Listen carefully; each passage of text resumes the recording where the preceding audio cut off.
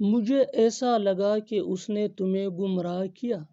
मुझे ऐसा लगा कि मेरी ट्रेन मिस हो गई। मुझे ऐसा लगा कि तुम चले गए। मुझे ऐसा लगा कि हम अच्छे दोस्त बन सकते हैं। इन जुमलों को गौर से देखो, इनमें एक चीज़ कॉमन है और वो है मुझे ऐसा लगा कि।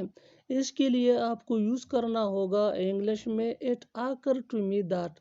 It occur to me that mean मुझे ऐसा लगा कि। आइए कंप्लीट स्ट्रक्चर समझते हैं। It occur to me that plus sentence. Sentence ये सिचुएशन के हिसाब से चेंज भी हो सकता है। आगे डिटेल से समझाता हूँ मिसालों से। Here are some example for better understanding. मुझे ऐसा लगा कि उसने तुम्हें गुमराह किया। It occur to me that he misguided you. It occurred to me that he misguided you.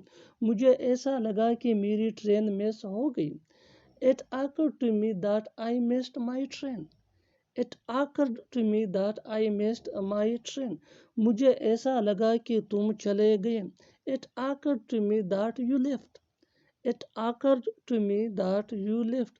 मुझे ऐसा लगा कि हम अच्छे दोस्त बन सकते हैं। It occurred to me that we can become good friend.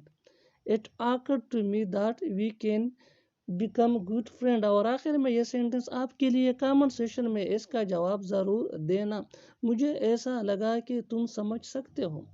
मुझे ऐसा लगा कि तुम समझ सकते हो। Subscribe to English PS for more advance English sentence structure. Thanks मानना।